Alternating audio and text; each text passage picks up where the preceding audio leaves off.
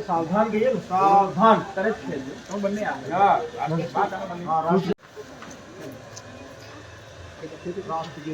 Last gate शुरू कर। जन गण मन अधिनायक जय हे भारत भाग्य विधाता। पंजाब सिंध गुजरात मराठा द्राविड़ उत्कल गंगा विंध्य हिमाचल यमुना गंगा उच्चल जलधि तरंगा। तब शुभ नामे गावे, तब शुभ आशीष माने, गावे तब जय गाथा। जन गण मंगलदायक जय हे भारत भाग्य विधाता। जय हे जय हे जय हे जय जय जय जय हे। भारत माता की जय, भारत माता की जय, भारत माता की जय। झंडो अलाउ ये नहीं, वो चलाओ झंडो अलाउ हो जाएगा ये। हाँ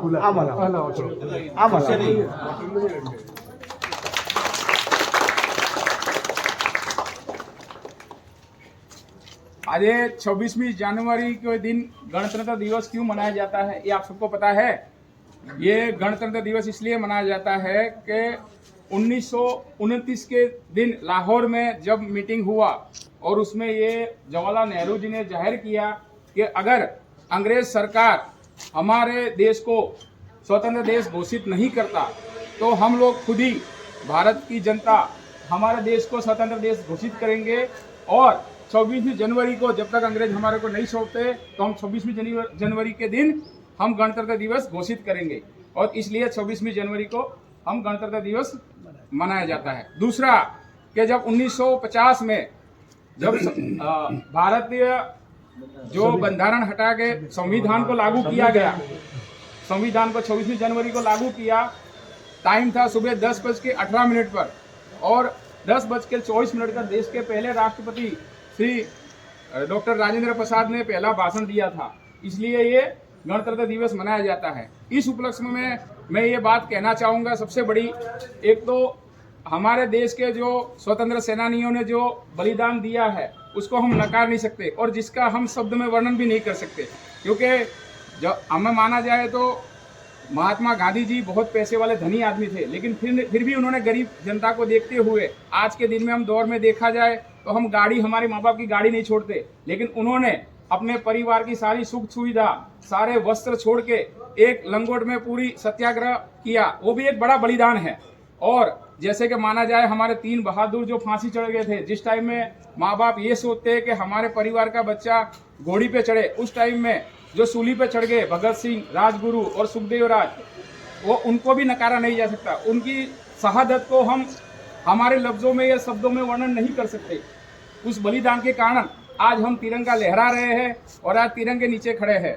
लेकिन मैं एक बात सबसे बड़ी कहना चाहूँगा कि आज हम जो वर्तमान में जो जीवन जी रहे हैं वो पैरामिलिट्री आज फोर्स है जो बॉर्डर पे ड्यूटी करती है। जैसे हमारे विजेंद्र भाई जैसे शहीद हुए, जिसने अपना, जैसे हम लोग दिवाली, होली, सारे त्यौहार मनाते हैं और किसके कारण हम मना रहे हैं, किसके कारण हम आज़ादी मना रहे हैं। आज आपने देखा होगा अफगानिस्तान में उग्रवादी घुस गए और अफगानिस्तान का पूरा शासन ले लिया, लेकिन हमारे देश की जो सीमा की रक्षा पैरामिलिट्री जो कर रही है, जिसके कारण आज हम श्वास ले रहे हैं ताकि हमारे परिवार के साथ हम शांति से जी रहे हैं, वो हमारे विजेंद्र भाई जैसे हैं जिन्होंने अपना जीवन, और हम लोग हैं जिसने हमारा जीवन, जवानी पूरी देश की सीमा के लिए, हमने देश के लिए दिया है। तो हम चाहेंगे और हम ये आज के दिन ये मैसेज देना चाहेंगे कि पैरामिलिट्री के लिए एक कल्याण बोर्ड बने और पैरामिलिट्री की तरफ गवर्नमेंट ध्यान दे।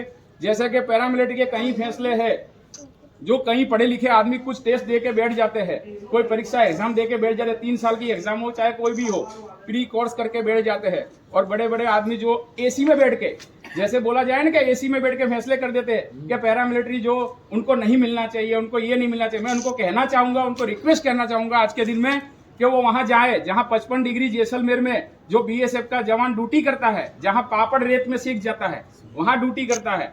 तो वहां जाके वो महसूस करे, या तो गंगानगर में जाके महसूस करे, जहां रात के टाइम में जब धुंध आ जाती है और आदमी कपकपाती सर्दी में उसके पांव उंगली ऐसे सुकड़ जाती है, जो हमने महसूस किया है, जहां 55 डिग्री या उससे माइनस डिग्री में सियाचिन में जहां आईटीबीपी के जवान ड्यूटी करते हैं, जहां ये माना जाए कि ये बिल्डिंग है उससे भी ऊपर बर्फ पड़ती है, जहां आदमी का श्वास लेना मुश्किल हो जाता है, फिर भी जो ये फैसले होते हैं कि पैरामिलिट्री की डिफेंस में नहीं आती है, और जो ये फैसले लिए जाते हैं कि पैरामिलिट्री को ये कल्याण बोर्ड नहीं होना चाहिए, वो चंद आदमी एसी में बैठ के फैसला करते हैं, जहां 50-50 एसी लगे हुए हैं और ठंडी के टाइम में हीटर लगे हुए। उनसे मैं रिक्वेस्ट करना चाहूंगा कि कृपया करके वहां जाए। आज के दिन में अगर देखा जाए तो वर्ल्ड में सबसे ज्यादा बारिश अपने मौसिम ग्राम, जिसको बोलते हैं नॉर्थ ईस्ट में पड़ती है, वो भी वहां भी पैरामिलिट्री ड्यूटी करती है, वहां जाके भी वो फैसला करे, उस धूप में बैठ के फैसला करे। जय हिंद, जय भारत, भारत माता की जय, भारत माता की जय। आप लोग सब लोग ये जानते हैं कि फौजी का नाम तो जानते हैं, लेकिन फौजी में ये नहीं जानते कि फौज होती क्या है। फौज में मिलिट्री और मिलिट्री, ये दो में हमारे गवर्नमेंट ने बहुत ज्यादा डिफरेंस रखे हुए हैं। आप सब लोगों को नहीं पता होगा कि दो बेटे, उनमें सौतेला व्यवहार हो रहा है। आप सब लोग मोबाइल चलाते हैं, ये लोग अलग अलग तरह के वीडियो डालते हैं, बच्चा भी मोबाइल चलाता है। उसको आज आप लोग जितना आगे बढ़ाएंगे उतना ही हमारे पैरामिलिट्री का भला होगा। जो वीडियो डालते हैं उसको लाइक कीजिए, कमेंट कीजिए, आगे बढ़ाइए, ताकि पता लगे कि मिलिट्री तो है, लेकिन मिलिट्री के बाद उससे भी महत्वपूर्ण काम पैरामिलिट्री कर रही है। और जो पैरामिलिट्री कर रही है वो मिलिट्री नहीं कर सकती। अगर कर सकती थी तो पैरामिलिट्री बनाई क्यों? और आज के दिन पैरामिलिट्री का बहुत बड़ा महत्वपूर्ण योगदान है, जो बॉर्डर पर रह करके और इतने कठिन परिश्रम करके आज देश की सुरक्षा कर रहे हैं। ये देश की पब्लिक नहीं जानती, देश पब्लिक एक ही जानती है कि फौजी आदमी सुरक्षा कर रहा है, फौजी मर रहा है, फौजी सुरक्षा कर रहा है, लेकिन मर रहा है पैरामिलिट्री का। नाम किसका हो रहा है? फौजी का।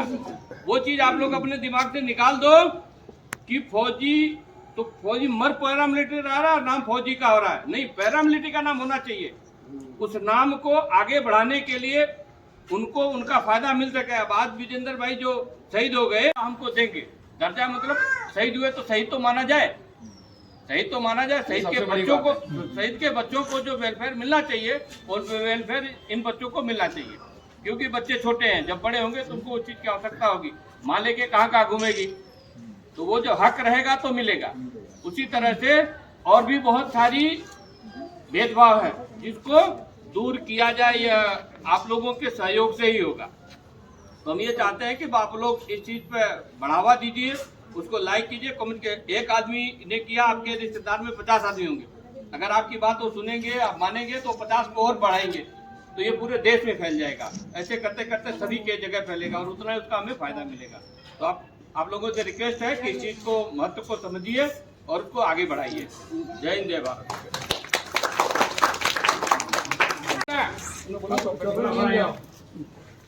जाओ दा आगे जाओ, एक एक जाओ।